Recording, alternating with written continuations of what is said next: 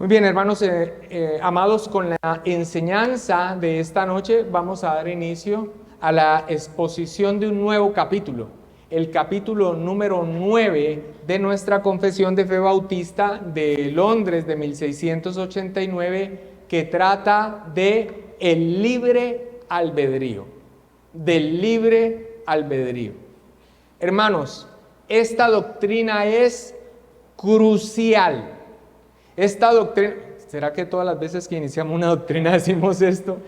Toda la palabra del Señor es maravillosa, pero esta doctrina es de vital importancia, mis amados hermanos, en la teología cristiana, al punto que en este sentido se hace este énfasis de que es crucial, de que del correcto entendimiento de la doctrina del libre albedrío depende el poder abordar otros aspectos teológicos sin entrar en contradicciones o forzosamente tener que alejarnos del testimonio de las Escrituras para tratar de dar explicación. Esta entonces es una doctrina crucial. Sobre esto, el pastor James Renihan señala lo siguiente: los errores en este tema pueden resultar fatales en un amplio espectro de temas teológicos.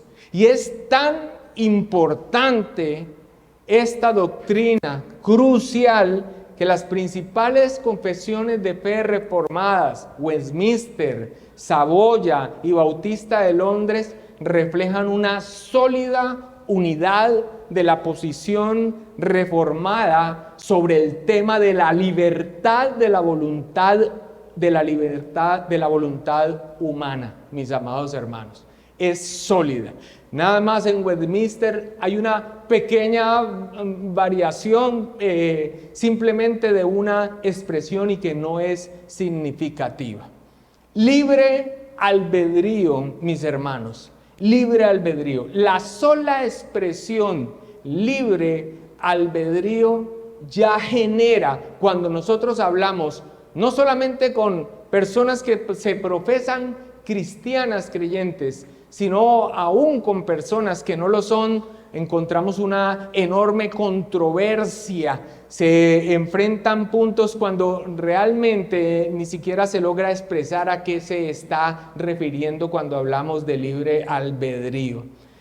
En la época de la Reforma, el humanista Erasmo de Rotterdam fue impulsado muchas veces para que escribiera en contra de las enseñanzas de Martín Lutero sobre este tema. Y cuando finalmente decidió hacerlo, publicó el que tituló un librito sobre el libre albedrío en 1524. Bueno, conociendo a Martín Lutero y sus firmes convicciones, la respuesta de él no se hizo esperar. En diciembre de 1525 respondió en un libro que se convirtió en uno de los más importantes de la Reforma protestante, y algunos incluso consideran que es una obra que trasciende al ámbito de la controversia teológica en su momento. El libro tiene por título La esclavitud de la voluntad. La esclavitud de la voluntad. Lutero consideraba que la frase, ojo con esto, que la frase libre albedrío en realidad era una frase vacía, porque mostraba de la voluntad de el hombre algo que realmente no era significativo cuando se entraba a hablar de en qué sentido la voluntad del hombre era libre. Nosotros ya vamos a ir entendiendo en la exposición del capítulo por qué Lutero expresaba esto, especialmente cuando vayamos a el párrafo 3. Así que, mis amados hermanos, entramos en este capítulo que esperamos despejar a lo largo de los 3 miércoles que me corresponde, si Dios me da vida en este mes, ver el tema nada más y nada menos que el libre albedrío.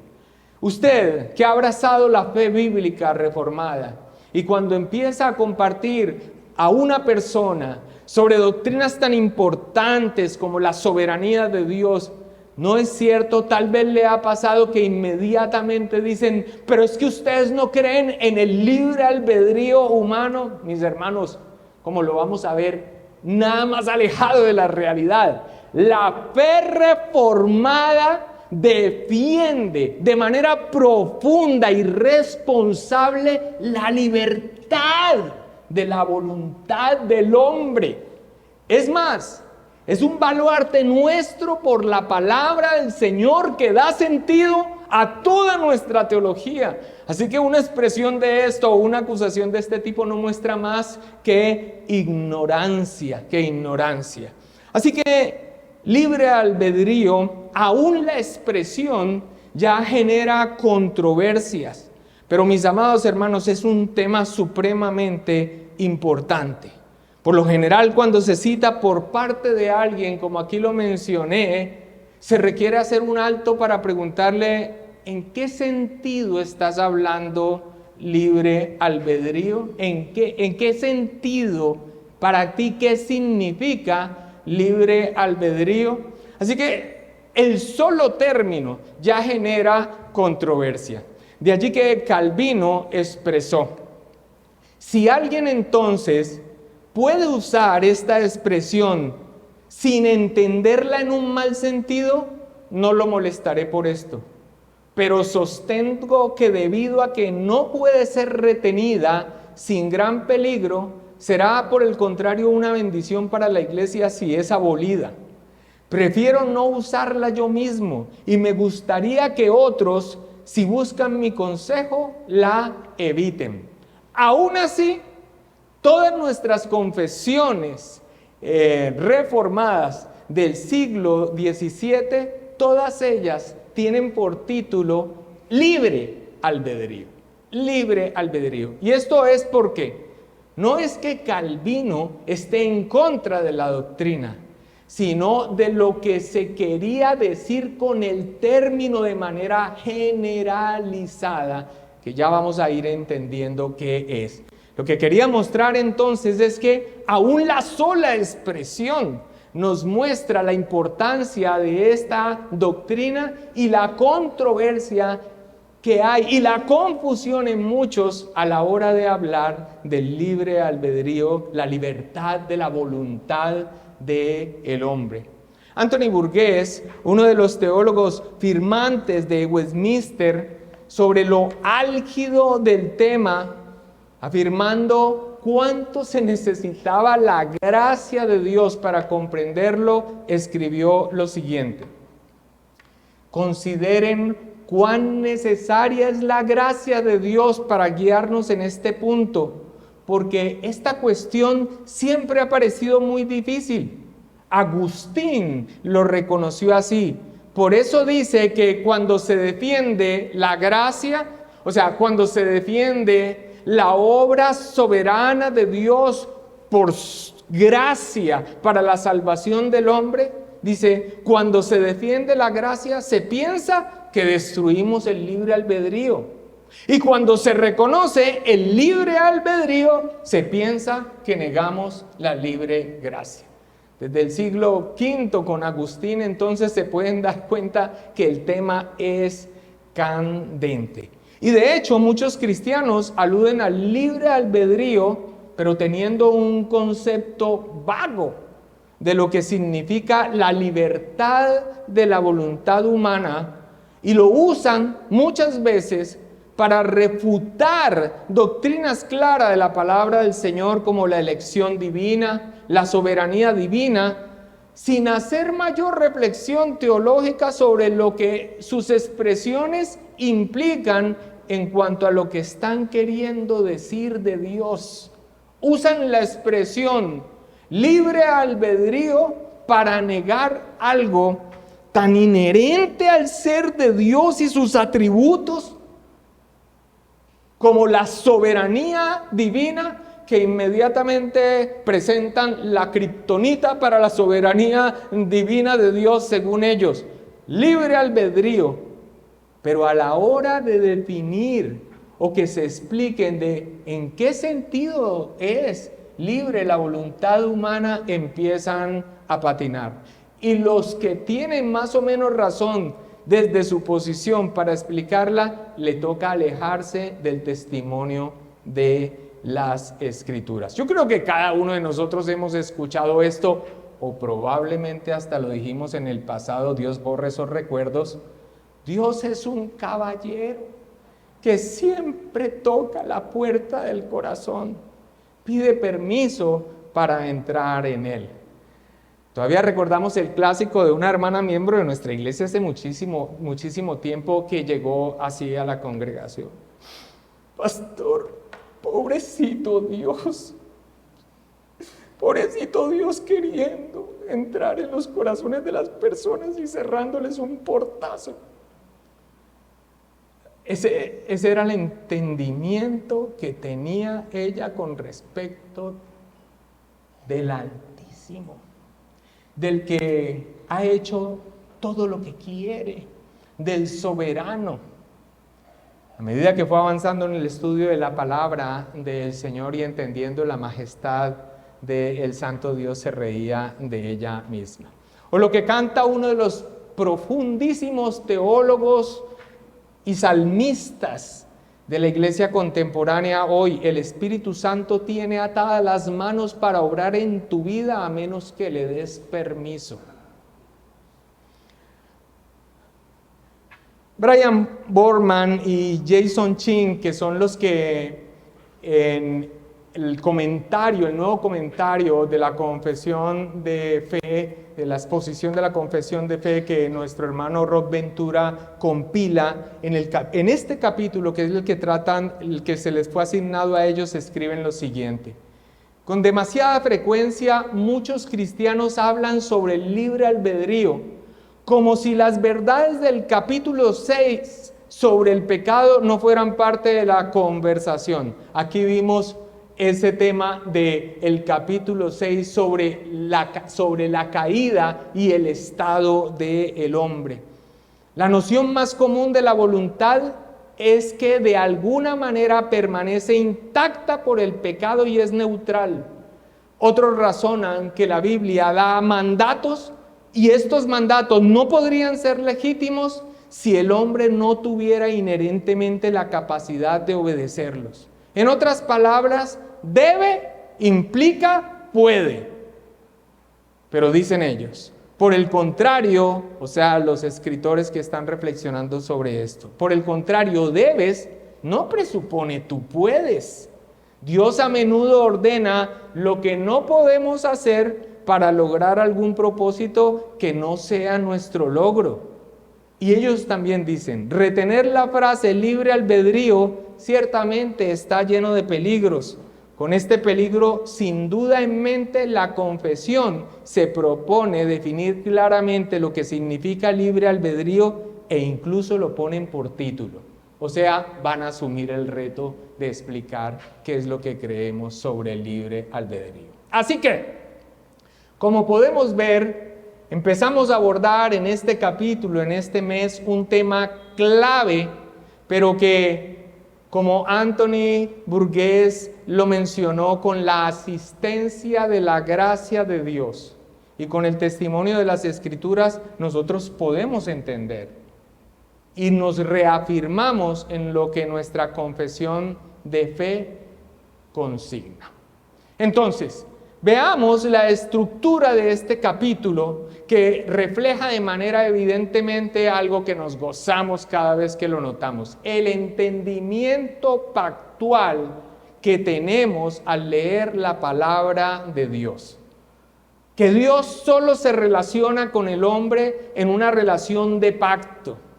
De allí que los teólogos puritanos, al desarrollar sus formulaciones teológicas sistemáticas, debían abordar el problema de la humanidad, pues pensando en qué momento o en qué situación de la relación con Dios en relaciones de pacto se estaba. Así que aborda el tema de la libertad humana, del libre albedrío, pero con algo clave en su mente: la teología pactual, viendo los diferentes estados del hombre para hablar de esa libertad humana. El párrafo 1 nos presenta para iniciar una definición general sobre la voluntad humana.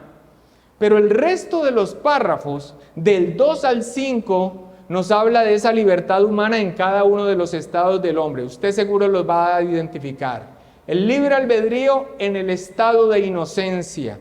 El libre albedrío, el párrafo 3, en el estado de pecado. El párrafo 4 nos habla del libre albedrío en el estado de gracia. Y el párrafo 5 en el libre albedrío en el estado de gloria. Así que como se pueden dar cuenta, mis amados hermanos, aquí se entra a ver qué es el libre albedrío, la libertad de la voluntad humana de manera responsable y con un entendimiento pactual, porque si no, no hay manera de entender correctamente tanto el estado del hombre como los momentos de la relación de Dios con el hombre en el estado en el que se está. James Renihan dice, si uno mira de cerca notará que se trata de un tema de importancia fundamental, la relación del hombre con la gracia del pacto en las diversas etapas o estados de su existencia. Así que, mis hermanos, también en este capítulo 9 del libre albedrío vamos a ver bastante de teología pactual. Detengámonos entonces en el primer párrafo de este capítulo que nos habla del libre albedrío y que nos da una definición general sobre la voluntad humana.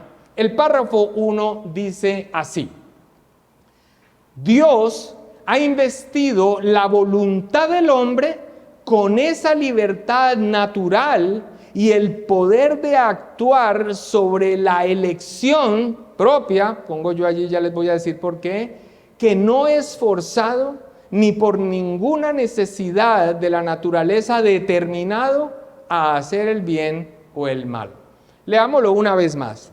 Dios ha investido la voluntad del hombre con esa libertad natural y el poder de actuar sobre la elección que no es forzado ni por ninguna necesidad de la naturaleza determinado a hacer el bien o el mal. Nada más leer este primer párrafo vemos que la fe reformada afirma, sostiene y defiende nuestra libertad real y verdadera como individuos creados por Dios. La teología reformada nunca niega que el hombre tenga un verdadero y libre albedrío. Él es siempre y en toda circunstancia verdaderamente libre, señala James Renihan. G.I. Williamson también menciona al respecto, es demasiado común acusar ferozmente a la fe reformada de negar el libre albedrío. Muchos rechazan por completo la fe reformada o el calvinismo porque suponen que la soberanía divina, de la cual la predestinación es solo un aspecto, cancela toda verdadera libertad y responsabilidad humana. Sin embargo, irónicamente, ningún otro sistema de enseñanza protege tanto la verdadera libertad y responsabilidad humana como la fe reformada. Y es lo que vemos directamente en ese primer párrafo, que es una definición general. El párrafo inicia llevándonos inmediatamente al punto de partida fundamental que no se puede perder de vista cuando se habla del hombre. ¿Cómo empieza el párrafo? El párrafo inicia diciendo Dios. Que no se nos olvide cuando entramos a hablar de cualquier aspecto del hombre, como en este caso, la libertad de la voluntad del hombre, que esto no es aparte de la voluntad de Dios que lo hizo así. Si el hombre tiene una voluntad que puede hacer elecciones propias, libres, es porque Dios lo hizo así. Y esto es de suma importancia porque algunos cuando abordan este tema casi que ponen al hombre y su libre voluntad como que se contrapone a Dios y que queda fuera de su control soberano. No, mis amados hermanos, fue la voluntad de Dios crear al hombre con una libre voluntad. Por eso inicia nuestro párrafo expresando Dios. Es Dios el que, continúa diciendo el párrafo, ha investido. La traducción impresa que ustedes tienen allí dice ha dotado, señalando que es un acto de Dios que Él ha concedido a la voluntad del hombre, la capacidad de actuar de esta manera, con libertad. Renihan sobre esto dice: al considerar al hombre que procede de la mano de Dios, nuestra confesión nos enseña que Dios lo ha hecho con cualidades inherentes particulares, algo que le pertenece a su naturaleza porque así lo hizo Dios. En este caso, el hombre tiene esta característica: su voluntad es libre. Y en cuanto a su voluntad, esa cualidad es que por naturaleza es libre y con el poder de actuar según su elección. Esto es lo que continúa diciendo el párrafo. Dios ha investido la voluntad del hombre con esa libertad natural y el poder de actuar sobre la elección. Richard Müller explica que al hablar de la libertad natural, se está afirmando que es la libertad propia de un ser dada su naturaleza particular. O sea, que esto es esencial en el hombre, hace parte de lo que es ser un hombre. Y la segunda parte de la expresión define más específicamente lo que hace la voluntad. Puede elegir entre diferentes cursos, el poder de actuar sobre la elección que determine. La experiencia humana, mis amados hermanos, nos dice que todos los días nos enfrentamos a miles de elecciones y que tenemos la facultad de tomar decisiones. No somos autómatas, no somos personas que actúan sin reflexión siguiendo un patrón mecánico.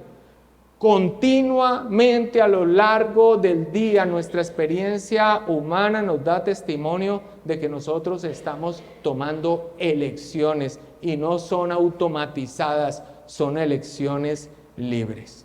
Los textos de prueba que presentan los editores de nuestra confesión son Mateo 7:12. Mas os digo que Elías ya vino y no le conocieron, sino que hicieron con él todo lo que quisieron. Así también el Hijo del Hombre padecerá de ellos. Estos tres textos que presenta de prueba la confesión de fe no tendrían ningún sentido si el hombre no es libre en sus decisiones. Aquí se está hablando de lo que hicieron con Juan el Bautista, y el Señor Jesús les está diciendo que ellos hicieron con él todo lo que quisieron y que lo mismo iban a hacer con él. Ellos libre y voluntariamente de sí mismos hicieron el mal que quisieron hacer.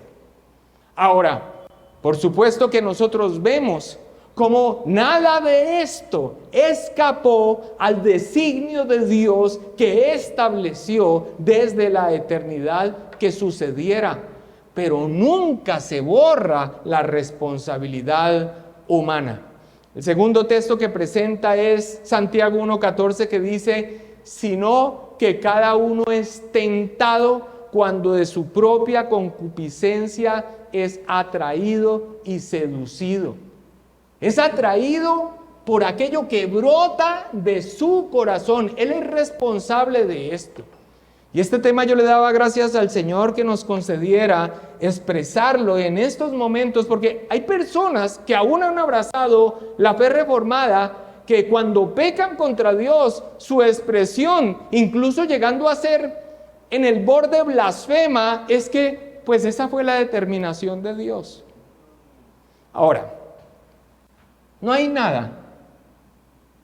Esta no es la doctrina que estamos viendo, pero no hay nada que se salga del control soberano de Dios y de lo que Él ha decretado desde la eternidad pasada. Dios no hace el mal. Las criaturas lo hacen libremente. Y las criaturas son responsables por sus actos. Y eso no podría ser si la voluntad no fuera libre. ¿Por qué hicieron esto con Juan el Bautista? ¿Y por qué harían lo que hicieron con el Señor? Porque lo decidieron así, libremente. Y cuando mencionaba esto, acerca de lo que llega a ser incluso blasfemo, cuando alguien que conoce la fe reformada es utilizar la doctrina que precisamente enseña la responsabilidad de nuestros actos para después decir, no, esto tiene que ver es que pues Dios lo determinó así, no muestra más que una dureza de corazón y una falta de temor de Dios a la hora de incluso manipular la palabra del Señor. ¿Para qué? Para evitar la responsabilidad de sus actos, como si lo que hicieron no hubiese sido libre y voluntariamente escogido.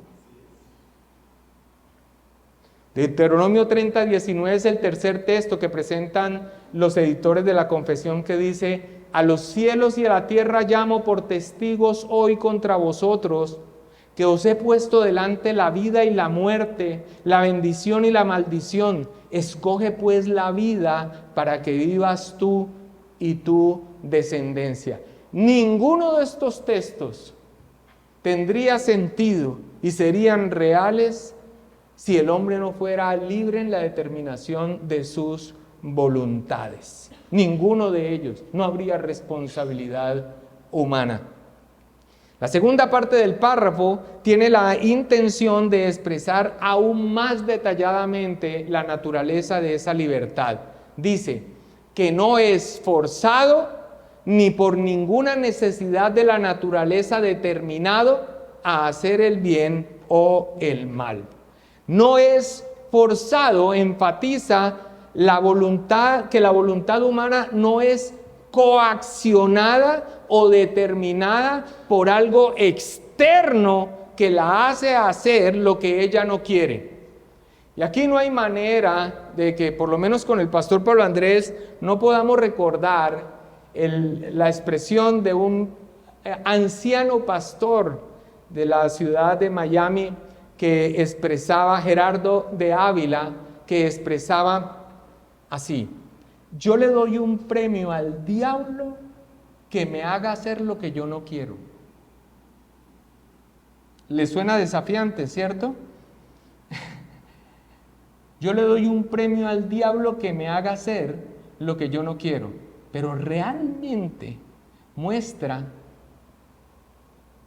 que aún cuando el hombre es tentado por un ser espiritual malvado como Satanás y sus demonios, lo que hace, lo hace porque quiere.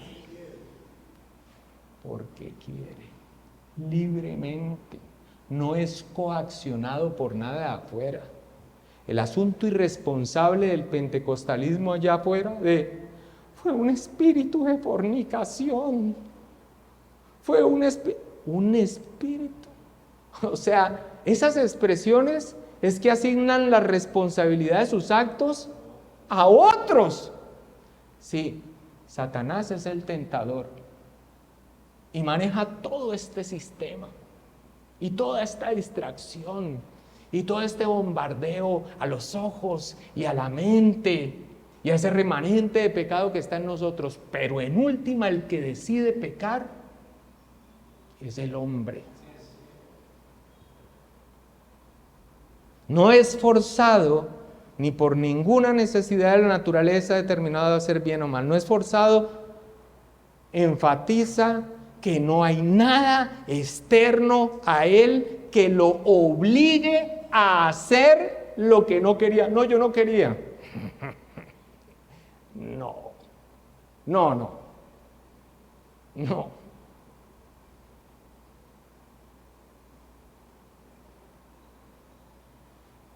Es aquí donde la definición que da Richard Müller sobre la expresión voluntad o voluntas en latín nos va conduciendo a una comprensión más clara sobre lo que estamos tratando.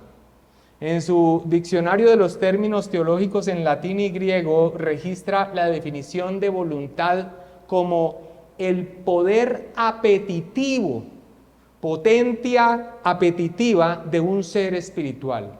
El poder apetitivo de un ser espiritual. Cuando habla de seres espirituales se refiere a seres morales, hombres, ángeles e incluso se incluye a Dios. Ahora, ¿qué significa apetitivo o apetitus en latín? Es la capacidad del ser de buscar e inclinarse hacia lo que desea. Entonces, el poder apetitivo de un ser espiritual es la voluntad. ¿Qué es apetitivo o apetitus? Es la capacidad del ser de buscar e inclinarse hacia lo que desea. Que originalmente en los seres morales creados es inclinarse a un bien. Esto lo confirmamos por lo que nos dice Génesis 1:31. Y vio Dios todo lo que había hecho, y he aquí que era bueno en gran manera. Así que se habla de que la voluntad es el poder apetitivo de un ser moral. Y el apetito es el inclinarse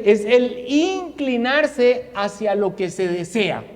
Y originalmente Dios nos creó a los seres morales con una inclinación a lo que se desea, que es un bien. Müller afirma que la teología y la filosofía escolástica, está hablando de los ortodoxos, siglo XVII especialmente, se centra en particular en los apetitos de los seres espirituales finitos, que por naturaleza buscan su propio bien. Es una inclinación a lo que en su razón considera un bien. Y tal vez usted diga, mira, pastor, hasta aquí íbamos bien, pero nos estás hablando de que la voluntad es ese poder de apetito, de inclinarnos a lo que deseamos, y originalmente lo que deseamos es un bien. Sí, así es. Pero ya vamos a ir viendo esto que debemos tener muy presente, porque si no pierde sentido la potencia de la definición. Por eso cuando entra a hacer unas distinciones en ese apetito en los seres morales finitos creados, se refiere a la voluntad como el apetito racional o el apetito intelectual. Porque el intelecto percibe y conoce los objetos, las situaciones. Ese es el intelecto. Pero la voluntad es la que se inclina por lo que es un bien de entre lo que percibe y conoce. Entonces, el intelecto percibe una situación, solo la percibe, pero es la voluntad la que se inclina por lo que considera entre lo que ha captado, o las situaciones, o la cuestión real, por lo que es el bien o lo mejor.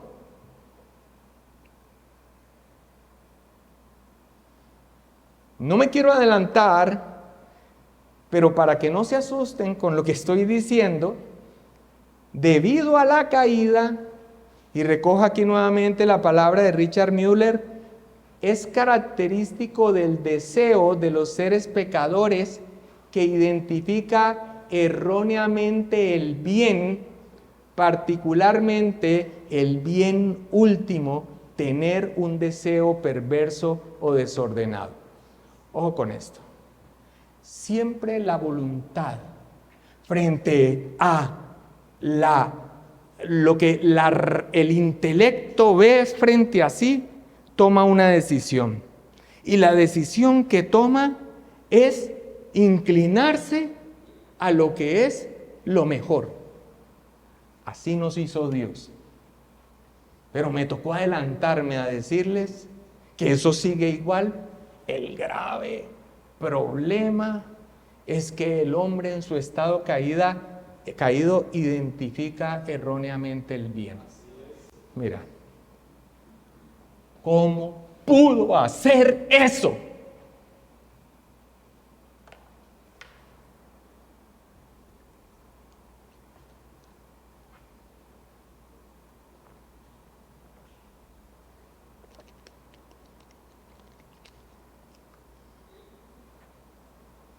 Porque pensó que era lo mejor.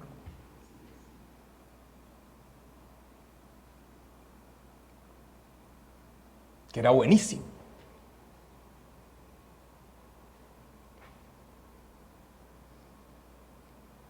Pero no se puede perder el entendimiento de la voluntad, como la capacidad, el poder apetitivo de un ser espiritual. O sea, como el ser tiene la capacidad de buscar e inclinarse hacia lo que se desea. Y lo que se desea es lo que percibe como el bien. Y Dios nos hizo con esa inclinación para que busquemos el bien. Por eso, cuando una persona busca su autodestrucción, está actuando irracionalmente. Cuando la está buscando, está fuera de sí. Pero cuando una persona peca y nos preguntamos ¿por qué hizo eso?, seguía con la misma voluntad libre. El grave problema es que en el estado caído identifica erróneamente el bien. La denuncia que hace Isaías del estado pervertido que identifica erróneamente el bien es tremendamente diciente. Permítanme leérselas. ¡Ay de lo que a lo malo dicen bueno! Y a lo que lo bueno, y a lo bueno malo. Que hacen de la luz tinieblas y de las tinieblas luz. Que ponen lo amargo por dulce y lo dulce por amargo. ¡Ay de los sabios en sus propios ojos y de los que son prudentes de sí mismos! ¡Ay de los que son valientes para beber vino y hombres fuertes para mezclar bebida! Los que justifican al impío mediante cohecho y al justo quitan su derecho. La identificación errónea del bien. La voluntad libre inclinándose por apetito hacia lo que ante su intelecto se presenta y que él evalúa entre las opciones lo mejor. El grave problema está en la identificación errónea debido al estado pervertido del hombre. Pero es tal cosa como que Dios nos creó a nosotros con una voluntad libre y un apetito inclinado hacia los deseos de lo que es lo mejor. Bueno, ustedes recuerdan la declaración que profesamos allá en el capítulo 6, donde hablamos de la caída del hombre, del pecado y su castigo. El párrafo 1 inicia diciendo: si bien Dios creó al hombre recto y perfecto y le dio una ley justa, que hubiera sido para vida si lo hubiera guardado, y amenazó con la muerte su transgresión, sin embargo no permaneció mucho tiempo en este honor. Así que me tocó hacer esta aclaración para que no nos asustemos mucho, pero es muy importante defender que el hombre tiene una voluntad que es libre, que es definida como un poder de apetito que es la inclinación del ser frente a lo que considera lo mejor. Si se pierde de vista, entonces nos llenamos de excusas.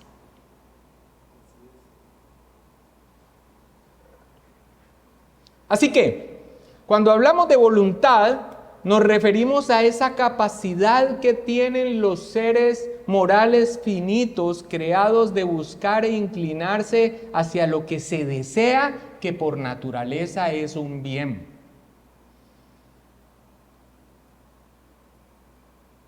Archibald Hodge dice: el hombre es inmutablemente un agente libre y responsable, y en todos los casos elige o rechaza lo que en general prefiere hacer.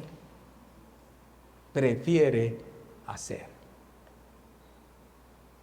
Así que, mis amados hermanos, sí, el hombre es libre en su voluntad.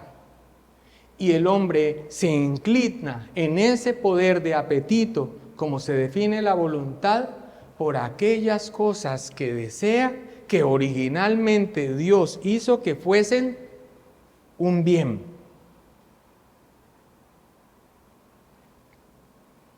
Lo que prefiere hacer, lo prefiere hacer. Pero también se dice en esta segunda parte del párrafo, que está expresando aún más detalladamente la naturaleza de esa voluntad, que esa voluntad que es libre, dice, no es forzado, ni por ninguna necesidad de la naturaleza determinado. La parte de forzado ya la hemos visto, pero ni por ninguna necesidad de la naturaleza determinado significa que en virtud del estado en que el hombre fue creado no está determinado a elegir una cosa, un camino específico, no se ve obligado a hacer algo contrario a lo que prefiere hacer. Nadie puede decir eso. Lo que hace, lo hace porque quiere hacerlo. Porque tenemos que ponernos serios en nuestra vida. No hay cosa más indignante que un pecador cobarde.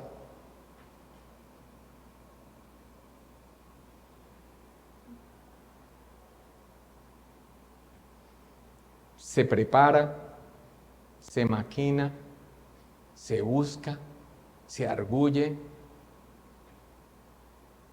Todo es un ejercicio de la voluntad.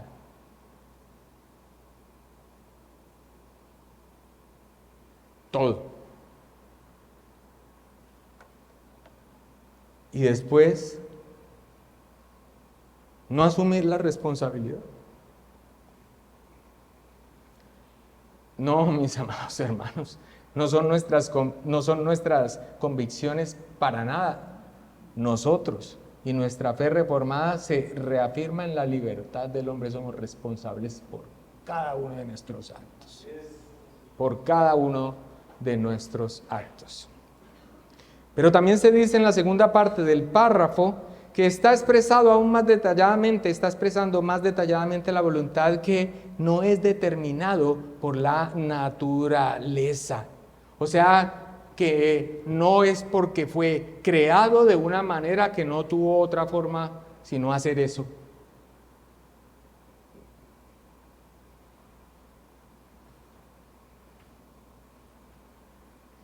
Chad Bax Dithorn, que escribió una guía para el lector de la Confesión de Fe de Westminster, el libro se llama Confesando la Fe, expresa: no hay una acción o decisión nuestra que pueda reducirse a alguna ley natural, algún tipo de sistema inevitable de causalidad, alguna fuerza del universo, alguna herencia biológica de nuestros padres.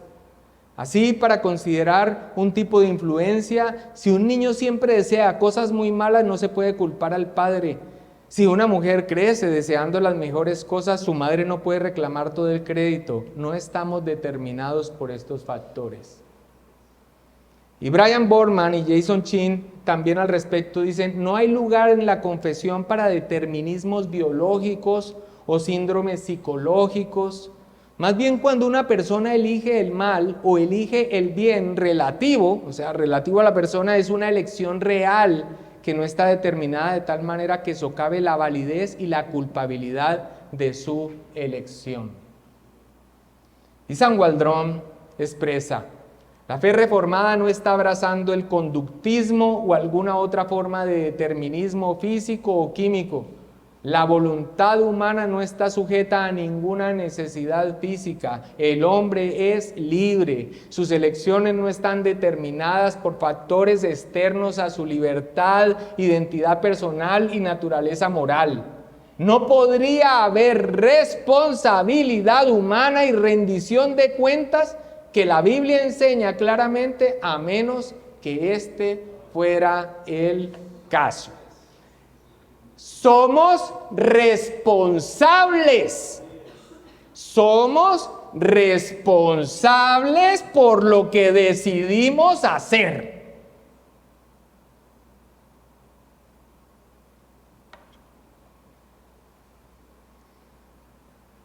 Y quisiera leer los dos textos que Waldron cita aquí y que no tendría ningún sentido si no hubiese una responsabilidad humana por sus actos fundamentada en la libertad de su voluntad. Por cuanto llamé y no quisiste oír, extendí mi mano y no hubo quien atendiese, sino que desechasteis todo consejo mío y mi reprensión no quisiste. También yo me reiré en vuestra calamidad y me burlaré cuando os viniere lo que teméis, cuando viniere como una destrucción lo que teméis y vuestra calamidad llegare como un torbellino, cuando sobre vosotros viniere tribulación y angustia. Entonces me llamarán y no responderé, me buscarán de mañana y no me hallarán, por cuanto aborrecieron la sabiduría y no escogieron el temor de Jehová, ni quisieron mi consejo y menospreciaron toda reprensión mía. Comerán el fruto de su camino y serán hastiados de sus propios consejos, porque el desvío de los ignorantes los matará y la prosperidad de los necios los echará a perder, mas el que me oyere habitará confiadamente y vivirá tranquilo sin temor del mal. Y el segundo texto que presenta Waldron es Juan 3:19, que es, y esta es la condenación, que la luz vino al mundo y los hombres amaron más las tinieblas que la luz, porque sus obras eran malas. Pero aquí fue importante habernos adelantado un poco en el tema que específicamente se va a tratar en el párrafo 3, de que aunque cuando hablamos de voluntad nos referimos a esa capacidad que tienen los seres morales finitos creados de buscar e inclinarse a lo que se desea, que por naturaleza es un bien, que el hombre en su estado de pecado pervierte, identifica erróneamente el bien y su deseo está pervertido.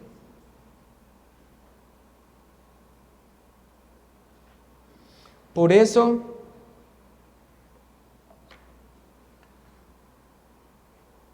tomar decisiones, voy a decir una cosa tan simple, pero que le hacemos el ole de una manera tan impresionante. Por eso, tomar decisiones, entendiendo, como lo vamos a ver en el párrafo 3, o inclusive la descripción de nosotros como cristianos, a la luz de lo que yo deseo, sin pasar primero por el filtro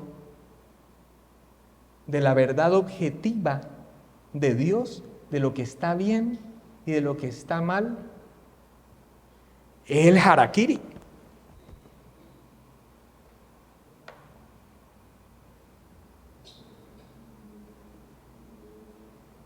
¿Quién dijo que la pureza de tu deseo y tu sentimiento es un buen consejo? ¿Quién dijo que la intensidad de lo que deseas es el norte y la brújula? Nosotros estamos advertidos. Tenemos una libre voluntad, pero tenemos la brújula maluqueada. El estado del hombre natural. Como lo veremos en el párrafo 4, Cristo interviene y su Espíritu Santo por su palabra. Pero apenas el cristiano pierde la brújula, el norte que le dicta cuál es el bien al que se debe inclinar, entonces buscará el bien que a él le parece y allí perderá.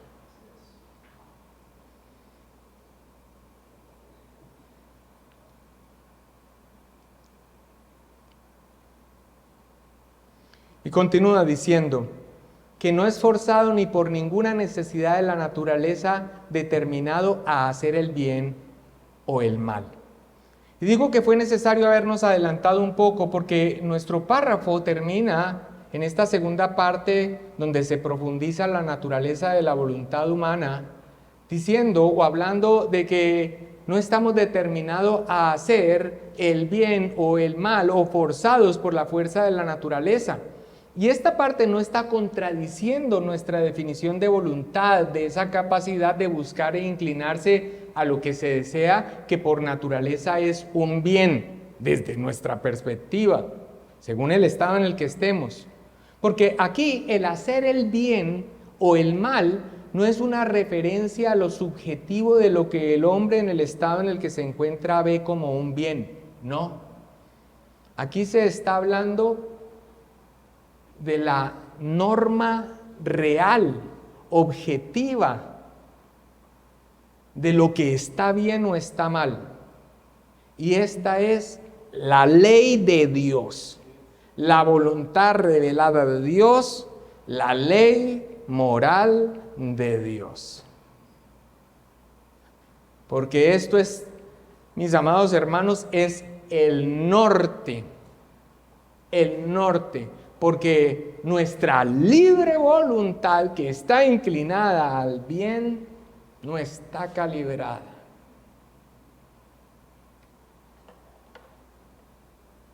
Es la bendita palabra del Señor, su consejo. Esto nos indicará hacia dónde inclinarnos y dónde está el bien. Por eso es tan importante esta doctrina de la libertad de la voluntad, y la fe reformada, lejos de negar la libertad de la voluntad humana, la considera con detenimiento, porque sin ella el hombre no sería responsable ante Dios por sus actos.